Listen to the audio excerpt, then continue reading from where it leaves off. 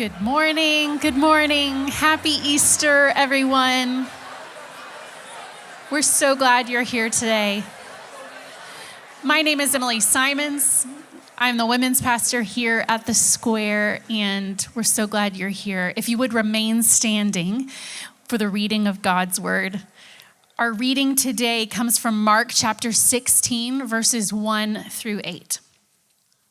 When the Sabbath was over, Mary Magdalene, Mary the mother of James, and Salome brought spices so that they might go anoint Jesus' body. Very early on the first day of the week, just after sunrise, they were on their way to the tomb, and they asked each other, "Who will roll the stone away from the entrance of the tomb?" But when they looked up, they saw that the stone, which was very large, had been rolled away. And as they entered the tomb, they saw a young man dressed in a white robe sitting on the right side, and they were alarmed. "Don't be alarmed," he said. "You are looking for Jesus, the Nazarene, who was crucified. He has risen. He is not here. See the place where they laid him. But go, tell his disciples and Peter, he is going ahead of you into Galilee. There you will see him just as he told you." Trembling and bewildered, the women went out and fled from the tomb. They said nothing to anyone because they were afraid. This is the word of the Lord. You may take your seats. Thank you, Em. Well, again, just happy Easter. And I know we started our service this way, but I don't think we can do it too many times. He is risen. I love it. See, Em, we got that little bit of Lutheran vein flowing through just for you. I genuinely, if I haven't had the chance to meet you, just want to say welcome. My name is Phil. I have the privilege of being the lead pastor here at the Square. And once a year, I wear a suit. And today is that day, mostly for my wife. I love you, Emily. And but I just genuinely hope and pray that today is just a day of joy and blessing in your life. And my heart for us is really simple.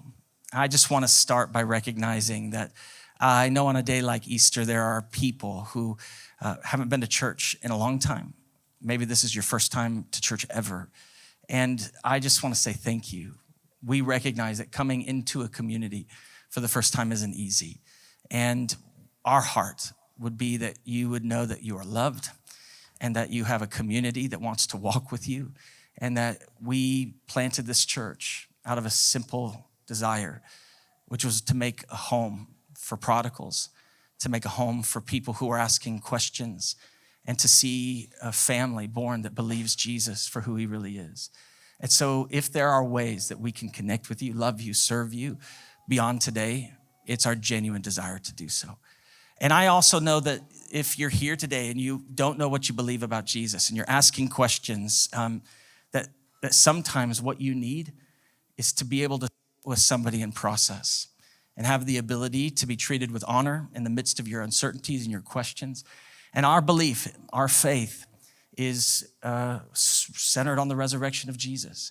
And I tell you, I am compelled by the resurrection, not just simply because I believe in a matter of faith. I believe that the resurrection of Jesus is the most intellectually profound. It is the most historically provable. It is the most archaeologically significant hope that we could put our lives in. And I do not treat the question or the answer lightly. And so wherever there would be a place to continue to process who Jesus is, I want you to know that's why we have Alpha, but it's also who we want to be towards you. You matter here, no matter where you're coming from. And so it is with joy that we get to just celebrate Jesus in that place. And we come to today, in the last season of our church, we've been walking through the book of Exodus, through Lent, through casting this vision of walking through these most significant elements of the stories of the book of Exodus, leading up to today, celebrating the resurrection of Jesus. And the book of Exodus is remarkable. I mean, it moved me to want to tell so many of the stories and preach so many of the elements we weren't able to get to. But in the midst of the miraculous salvation story there is an undeniable picture in Exodus. Is also it's a story of heartbreak, as is often many of the stories of the Old Testament. That the book of Exodus tells this radical story of Moses and his friendship with God and the people of Israel and their covenant relationship with God. And yet the story ends with all that has happened that is beautiful and good. It ends with God on the inside of the tabernacle and Moses on the outside. And Exodus in the Old Testament reveals that there's one longing in the heart of God. The Bible tells us that there's one desire above all desires, that God longs to be with us. We were made for union with God. We were made to be one with God. We were made to walk with him and to know him. And that is the deepest longing of God's heart. And yet story after story after story, the Old Testament tells us that in the midst of that desire, the greatest that ever culminates is being near rather than being one. And the whole point of Exodus is to point us that we need a redeemer we cannot be. In fact, the entire heart of the Old Testament points us to this truth. Humanity is in need of a redeemer we cannot be. And it is here in that story, the story of Jesus, the Messiah, and the story of Jesus and his death and his resurrection points us to why we celebrate Easter. It's not simply that we hold to the fact that we believe Jesus rose from the dead. We believe it is his death and resurrection that is the redemption that humanity desperately needs. And it's in this story, this heart, that God has something for us this morning. Before we look at this kind of resurrection story out of the Gospel of Mark, which, by the way, is the weirdest, strangest of the resurrection stories, the most almost anticlimactic, but there is hidden within it an invitation that I think matters for us. I want to tell you about one of the stories that just happened with me and my son, Rowan. For those that are part of our church family, you know that I told you a few stories. I had the privilege of taking my son on a kind of a once-in-a-lifetime trip. This is a unique thing that Emily and I do with our kids, where as they come to the age of 13, we kind of do this family coming-of-age trip, one-on-one, where we mark that moment. And it's been a really incredible time. And I just was in southern Italy with my son, Rowan. That's where he wanted to go. My last name is Manginelli. He wanted to experience where the towns that our family came from before they immigrated to Ellis Island and go back to our roots. I was all in. It was amazing.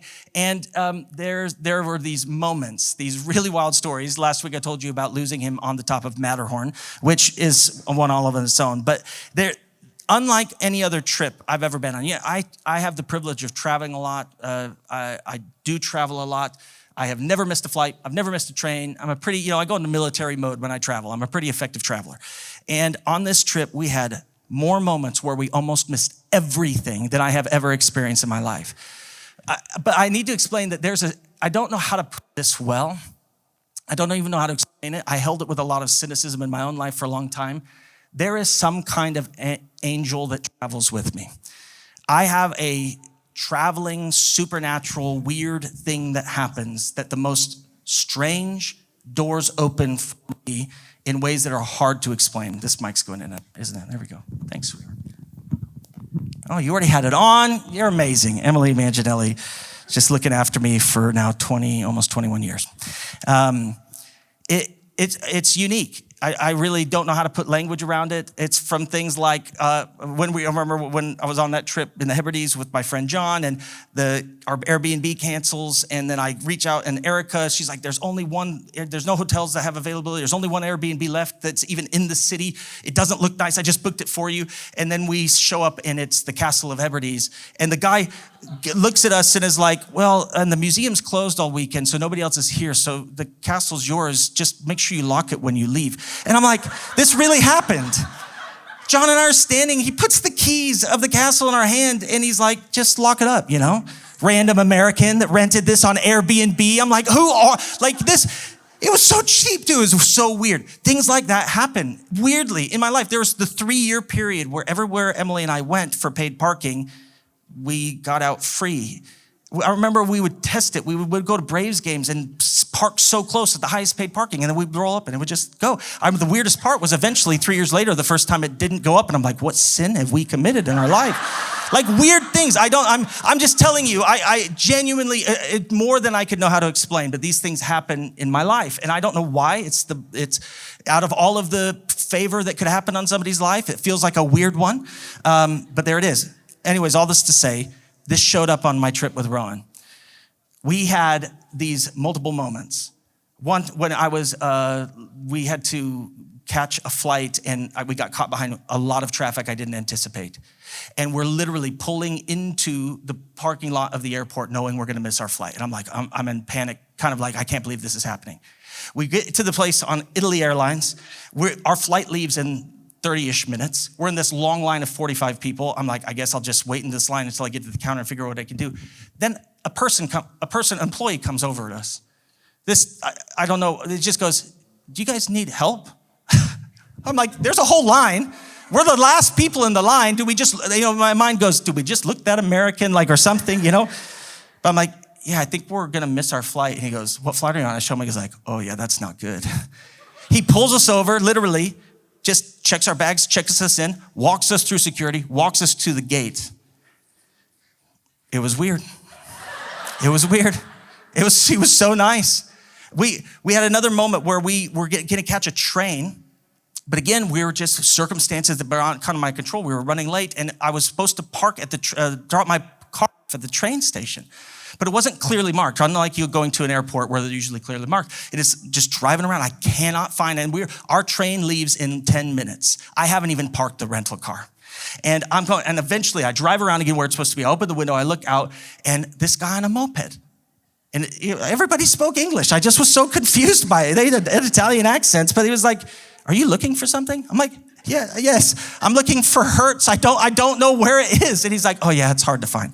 And so he gets on his moped and he drives me around the corner to the place I would have never have gone. There's like an 8 by 10 inch sign that just says Hertz on a parking garage. I'm like, It's like Italy does that just to go, we know you're a tourist, and punish you. But he drives me in, we go down, there it is. It's a big old Hertz at the bottom of this parking garage, a long line checking in cars. He goes, you're running behind, aren't you? He goes up, the guy on the moped goes up, talks to the Hertz employee in Italian, brings him over and he goes, just give him the keys, we'll check in the car, you guys go. Rowan and I start sprinting. We have all of our bags. We're sprinting to get this on. I haven't ran that long in a long time. This is not great. I actually stopped halfway through. I'm like, Rowan, I can't keep going. He's like, Dad, we're gonna miss the train. I'm like, I know, but I'm gonna die, Rowan. I'm gonna die. He's like, come on, we can do it. I have this bag, I've got all of it. He's got one bag, I've got two. We're just trying to make it. We literally, I'm booking it. The train is still there. We're late, we're past it, but the train is still there. There's a woman, 1 foot on, 1 foot off, arguing with one of the conductors. She was also an American, very nice. I don't know, she was saying she was waiting for something. Literally, she was saying she was waiting for something. And he's like, ma'am, we have to go. As they're arguing, Rowan steps on, I step on. She goes, fine, door trains close, we leave. Rowan and I stare at each other like it hit him, Dad, 5 more seconds and we missed that train. I'm like, I know. It was, but the weirdest one, we were on the very last night, we were in this certain part of southern Italy, middle of nowhere. I had rented an electric guitar. I had rented an electric guitar. An electric car, and it was nice. They had upgraded us. It was fun, and I've rented electric cars before, so I understand. But we were running low. If I didn't fill up, I wouldn't make it back to the airport the next day. And so the evening we were going to go to the city we hadn't been to, and I'm driving around like, Rowan, I got to fill up.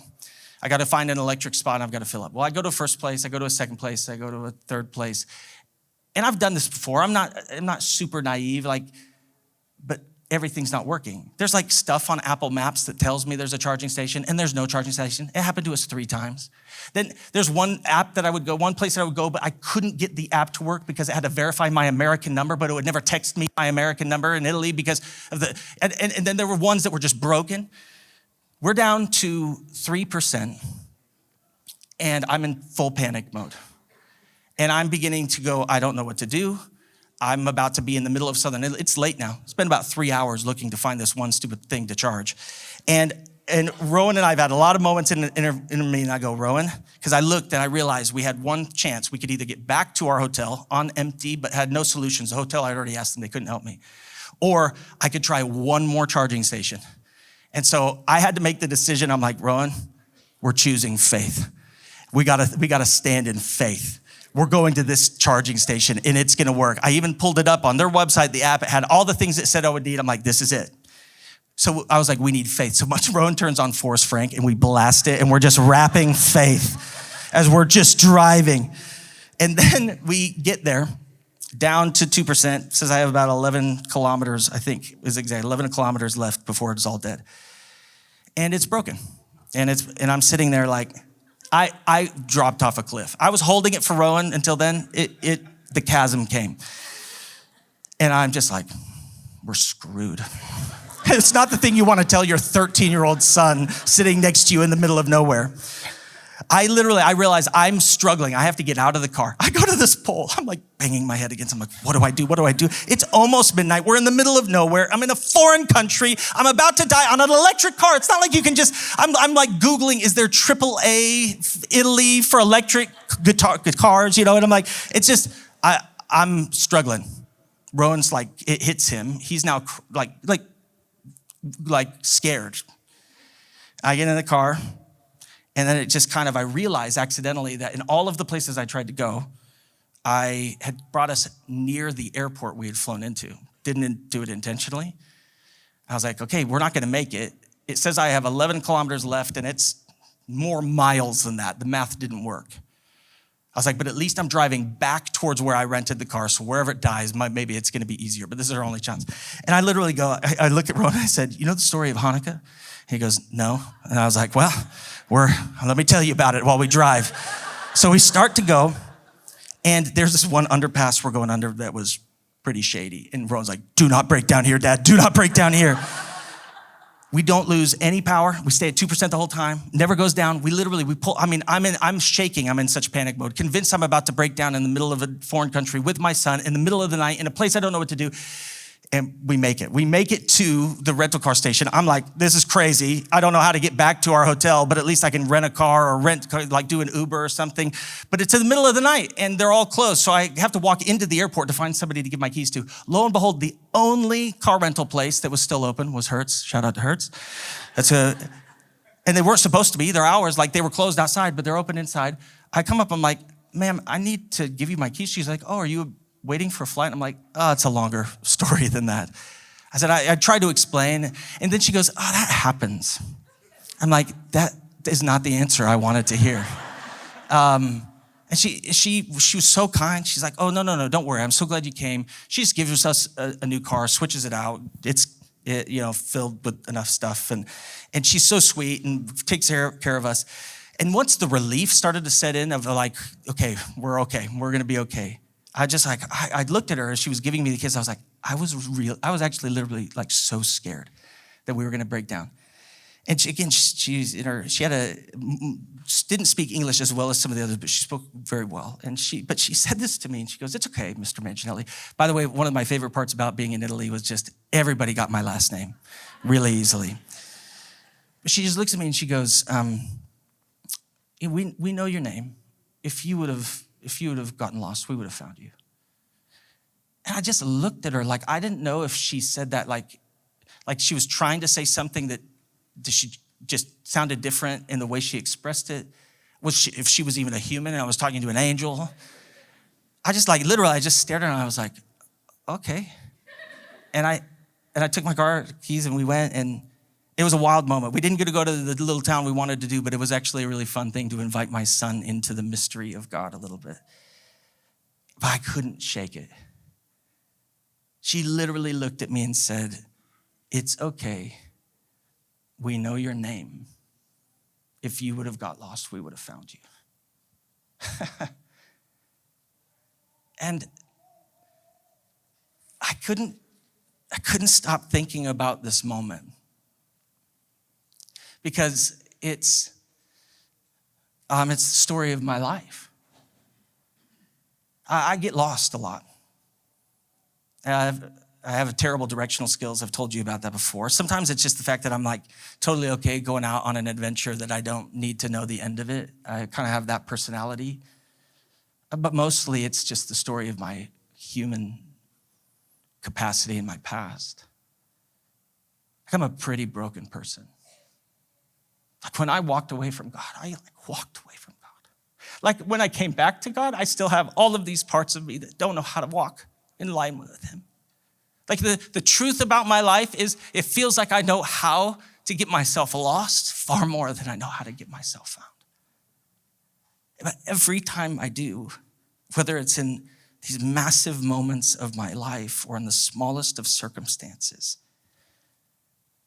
there's this way that Jesus has of knowing how to find me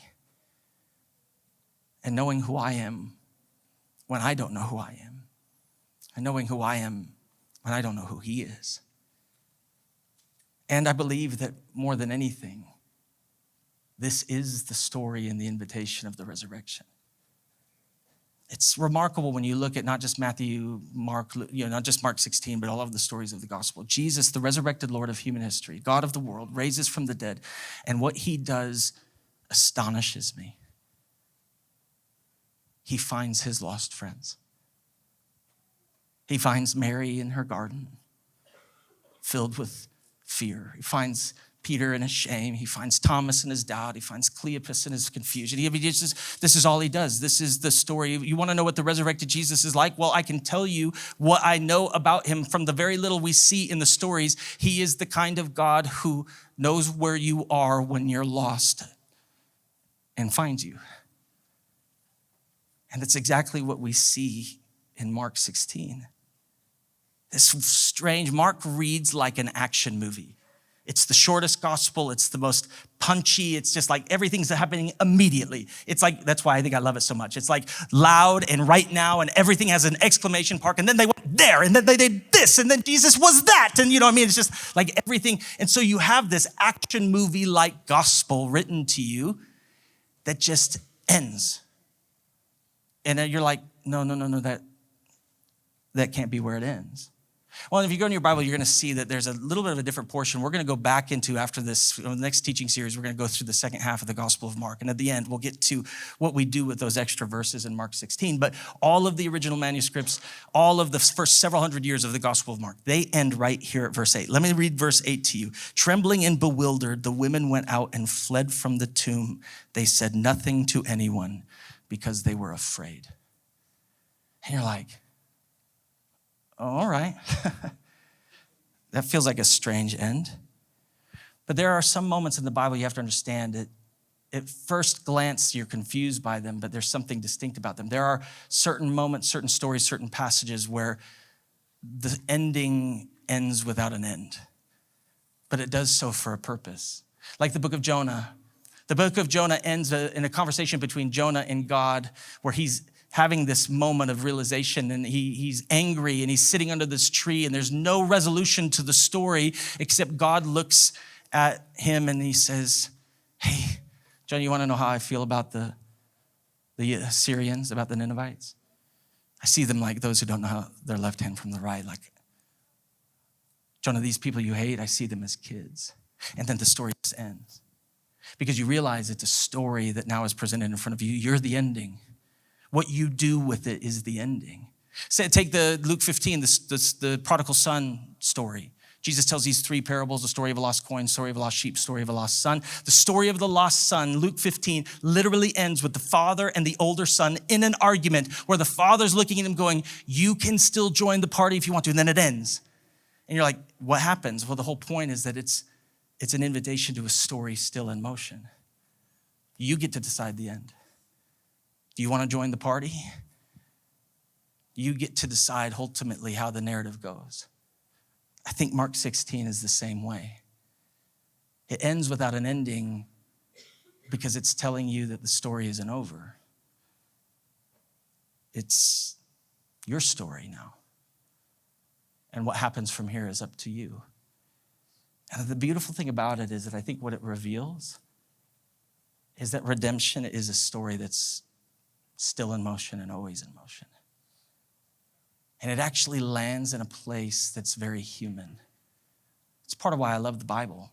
It's part of why I believe it's trustworthy. It doesn't tell fake stories. It doesn't tell hero stories. It doesn't make every character better than they actually are. It tells you about real moments. And what's fascinating is that the resurrected God of the world commissions an angel to tell these women that he's alive. And you want to know what their response is? They're afraid, and they don't know what to do. It feels a lot like us. That's the power of this invitation. It's telling us that the resurrection of Jesus is actually leading not to a conclusive end, it's leading you to a invitational beginning. That's what we have to see. Easter is not an invitation to a moment that happened. It is an invitation to a life that is still happening. Jesus, our Redeemer, is still redeeming. Jesus, our resurrection, is still showing up in stories that are not yet decided.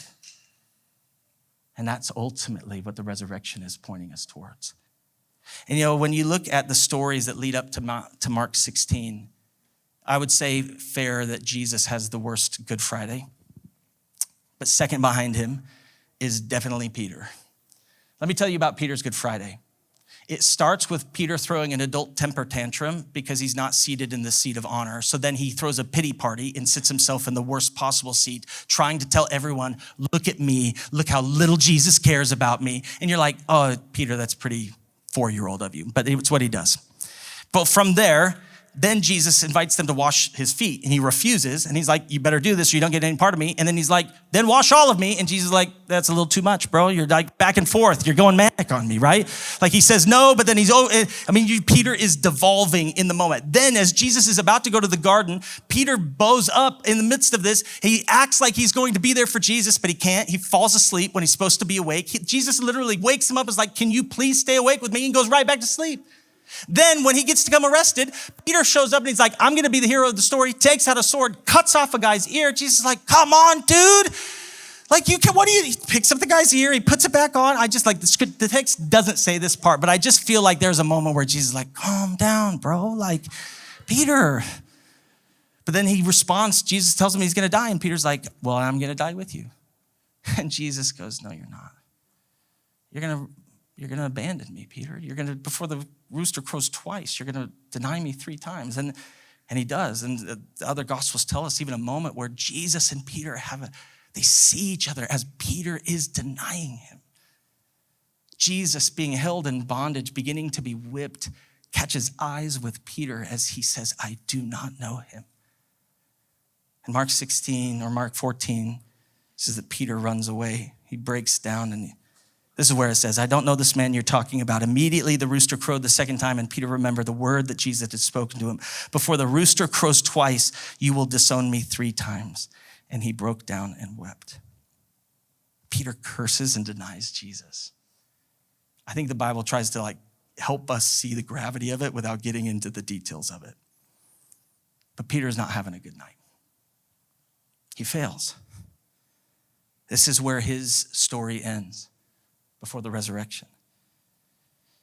And what Mark 16 does is it picks up the story in the midst of what Peter has lost. Peter is lost. Peter is not himself. Peter doesn't know who he is. Peter doesn't know what to do.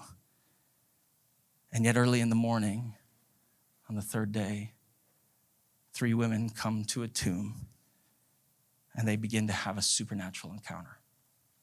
And I think the thing that I want to say, just to help us see the connection between the heart of these stories, is that they walk into the tomb, and the other scriptures tell us, they describe as the women walk into the tomb, there are these 2 angels standing in a very peculiar way, exact replica of the Ark of the Covenant, which the Ark of the Covenant was in the most holy place, the Holy of Holies, inside of the tabernacle. That you have to see that where the book of Exodus has been leading us, where the story of Exodus has been leading us, is it leads us to this place, that there is a place God is that you can't go. And it's the place where the Holy of Holies exists. It's the place where the presence of God exists. It's the place where the Ark of the Covenant is. And then this tomb that they don't know how to roll away is just suddenly rolled away for them. And the women walk in, and what do they see? They see that the Ark of the Covenant has become now manifested here on the real mercy seat, the real place where the one who is the sacrificial lamb of the world took away the sins of the world. And just like this, we recognize that what has happened is that the place that Moses couldn't go, Jesus could. And the door that Moses couldn't walk through, Jesus did. And not only is it the place where Moses couldn't go, Jesus did. The place humanity couldn't go, Jesus did. But it's not just that he went in where we couldn't. He opened the door and came out to us. I mean, this is the picture.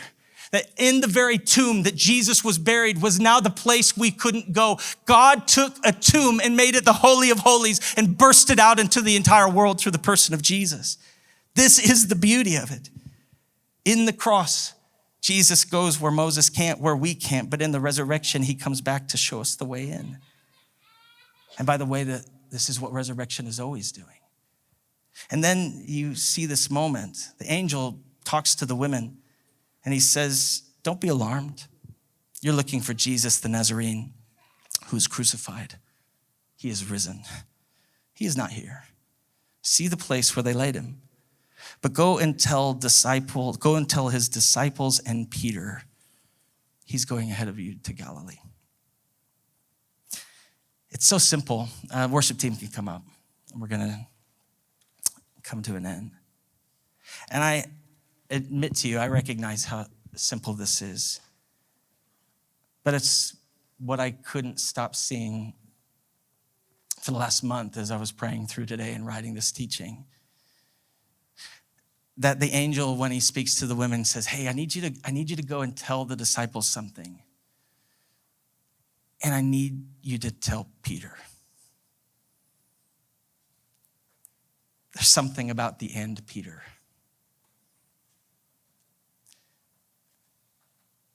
I want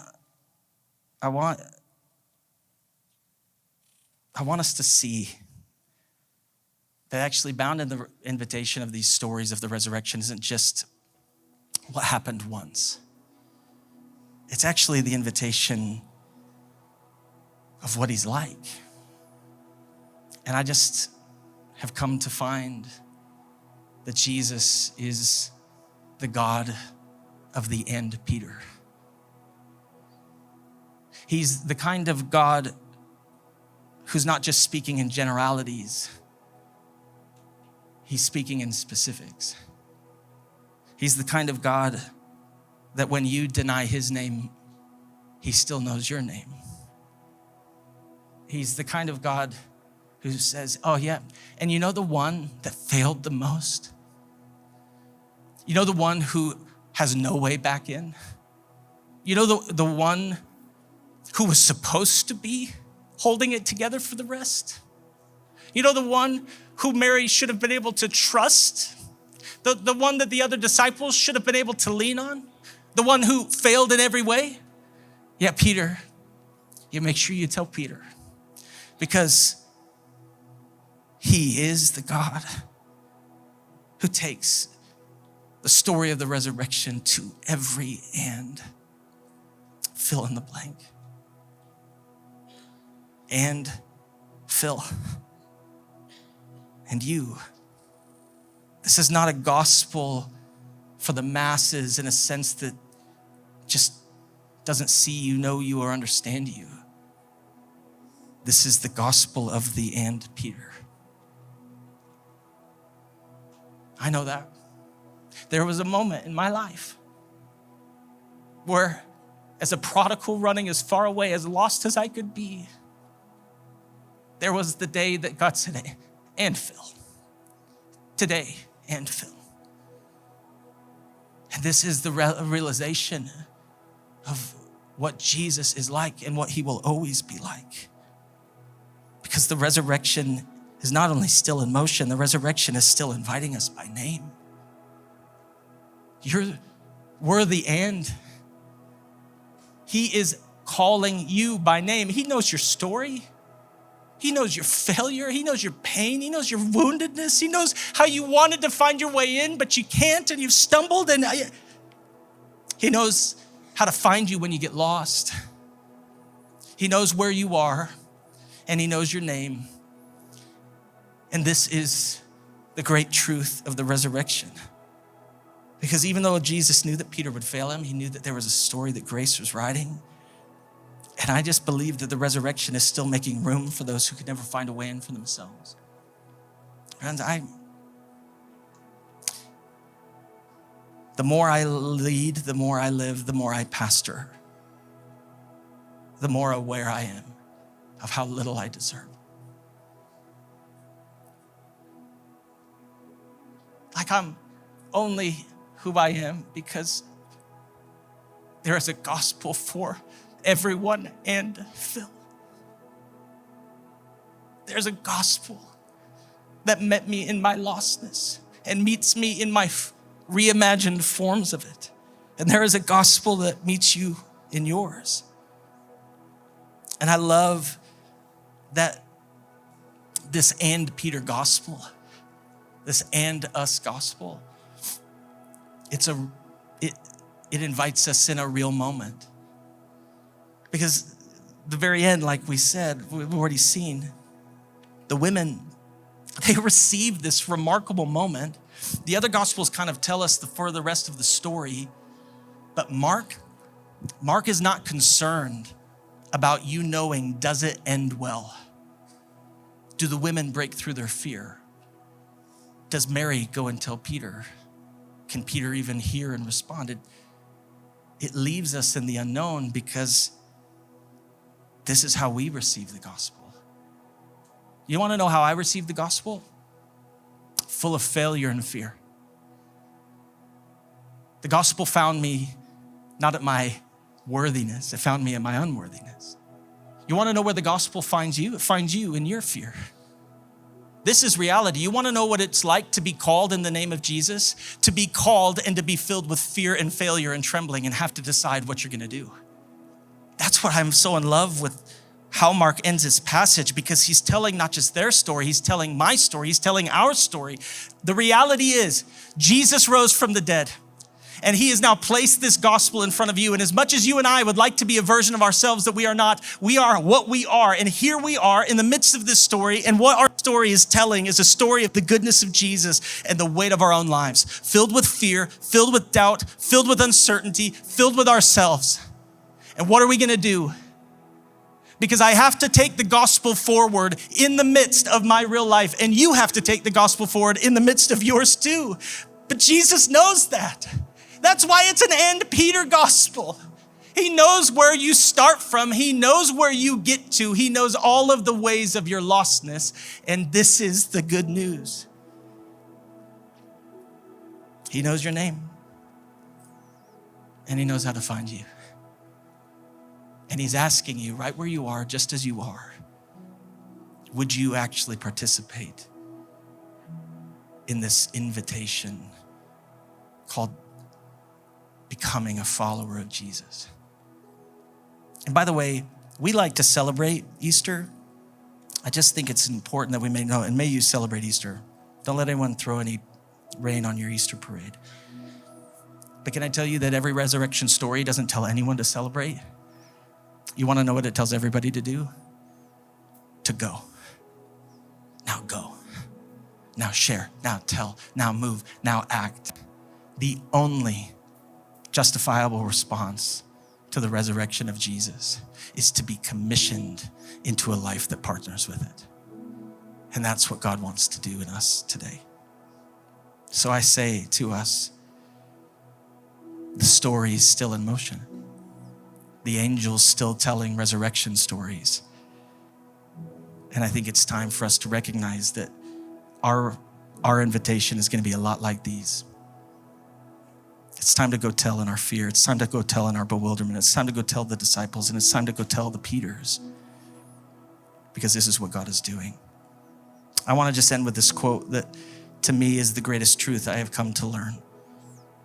And I think is the hope of Easter. It's by Brennan Manning. My deepest awareness of myself is that I am deeply loved by Jesus. And I have done nothing to earn it or deserve it. That's the gospel. It's the gospel for Peter too. And I just think it's the greatest news that could ever exist. It's the real hope of why we celebrate. Would you pray with me? Sweetheart, would you get me a tissue?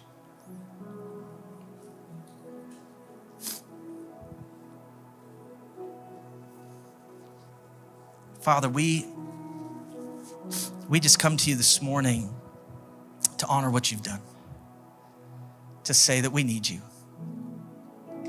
And Lord, I pray over my church and my friends and my family this morning, two things. First, if there is anyone here who finds themselves lost, whether they know you or do not know you, Lord, would you meet them right where they are? Remind them that you know their name. And remind them that you know how to find them when they don't know how to find you. And I pray that they would let you.